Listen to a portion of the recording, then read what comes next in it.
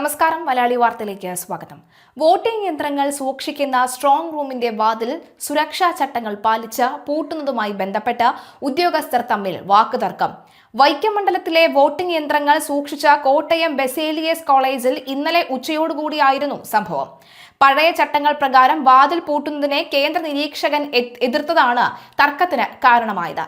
ഏറ്റുമാനൂർ മണ്ഡലത്തിലെ വോട്ടിംഗ് യന്ത്രങ്ങൾ കോട്ടയം MD സെമിനാരി സ്കൂളിലും വൈക്കത്തേത് ബെസേലിയോസ് കോളേജിലുമാണ് സൂക്ഷിച്ചിരിക്കുന്നത്.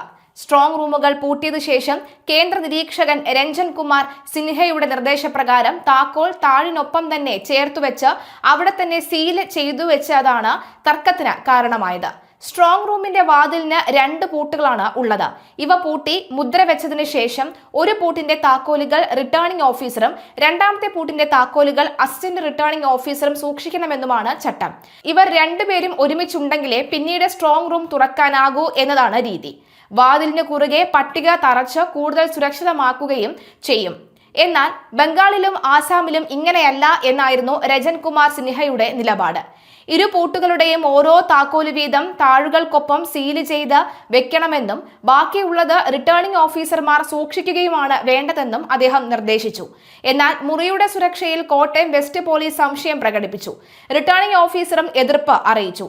ഇതിനിടെ സംഭവത്തിൽ ഏറ്റുമാനൂരിലെ UDF സ്ഥാനാർത്ഥിയും DCC പ്രസിഡന്റുമായ നാട്ടകം സുരേഷും ഇലക്ഷൻ ഏജന്റ് G കോമകുമാറും കളക്ടർ ചേതൻ കുമാറും മീണയ്ക്കും മുഖ്യ തെരഞ്ഞെടുപ്പ് ഓഫീസർ രഥൻ കേൽക്കർക്കും പരാതി നൽകി. തുടർന്ന് കളക്ടർ സ്കൂളിലെത്തി. ചർച്ചകൾക്ക് ശേഷം രണ്ടിടത്തെയും സ്ട്രോങ് റൂമുകൾ പഴയ രീതിയിൽ തന്നെ പൂട്ടാൻ നിർദ്ദേശിച്ചു.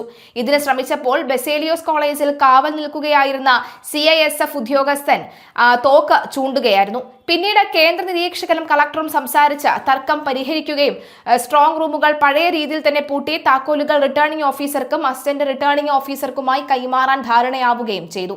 വാതിലുകൾ വലിയ പ്ലൈവുഡ് ഷീറ്റ് വെച്ച് മറച്ച് അതിനു മുകളിൽ പട്ടിക തറച്ച് സുരക്ഷിതമാക്കുകയും ചെയ്തു.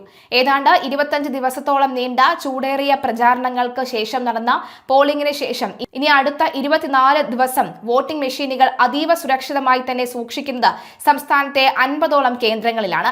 അടുത്ത 5 വർഷം കേരളം ആര് ഭരിക്കണമെന്ന് ജനങ്ങൾ നടപ്പാക്കിയ തീർപ്പിന് കേന്ദ്രസേനയും സംസ്ഥാന പോലീസും ചേർന്ന് ത്രിതല സുരക്ഷയാണ് ഒരുക്കിയിരിക്കുന്നത്. മുറിക്ക് പുറത്ത് കേന്ദ്രസേന, അതിനു വെളിയിലും ഗേറ്റിന് പുറത്തും സംസ്ഥാന പോലീസുമാണ് സുരക്ഷ ഒരുക്കുന്നത്. സുരക്ഷാ സംവിധാനങ്ങൾ പരിശോധിക്കാൻ പ്രതിനിധികളെ നിയോഗിക്കണമെന്ന് ആവശ്യപ്പെട്ട് സ്ഥാനാർത്ഥികൾക്ക് കത്ത് നൽകിയതായി മുഖ്യ തെരഞ്ഞെടുപ്പ് ഓഫീസർ രഥൻ കേൽക്കർ പറഞ്ഞു. സ്ട്രോങ് റൂമിന്റെ CCTV ദൃശ്യങ്ങൾ കാണാൻ ഇവർക്ക് സംവിധാനം ഒരുക്കും. പ്രത്യേകം സജ്ജമാക്കിയ സ്ട്രോങ് റൂമുകളിൽ 24 മണിക്കൂർ ക്യാമറ നിരീക്ഷണത്തോടു കൂടിയാണ് ഇലക്ട്രോണിക് വോട്ടിംഗ് യന്ത്രങ്ങൾ സൂക്ഷിച്ചിരിക്കുന്നത്. പോളിംഗ് കഴിഞ്ഞ് വോട്ടെടുപ്പിന് ഉപയോഗിക്കുന്ന EVM, VVPAT എന്നിവയുടെ സീരിയൽ നമ്പർ, പോൾ ചെയ്ത വോട്ട് തുടങ്ങിയവ രേഖപ്പെടുത്തിയ ഫോം 17C സ്ഥാനാർത്ഥികളുടെ ഏജന്റിന് നൽകും. പോളിംഗ് പൂർത്തിയാക്കിയതിനു ശേഷം EVM, VVPAT എന്നിവ പോളിംഗ് ഏജന്റുമാരുടെ സാന്നിധ്യത്തിൽ സീൽ ചെയ്യാം. ഏജന്റുമാരുടെ ഒപ്പം രേഖപ്പെടുത്തും. മെഷീൻ മുദ്ര വയ്ക്കാൻ ഉപയോഗിക്കുന്ന പേപ്പർ സീലുകളുടെ നമ്പറുകളും ഏജന്റുമാരും ഉദ്യോഗസ്ഥരും രേഖപ്പെടുത്തും. സീല് ബന്ധപ്പെട്ട ഉദ്യോഗസ്ഥർ ഒപ്പുവെച്ച ശേഷമാണ് മെഷീനുകൾ സ്ട്രോങ് റൂമിലേക്ക് മാറ്റുന്നത്. EVM, അതുപോലെ തന്നെ VVPAT എന്നിവയാണ് പ്രത്യേകം സജ്ജമാക്കിയ സ്ട്രോങ് റൂമിൽ സൂക്ഷിക്കുന്നത്.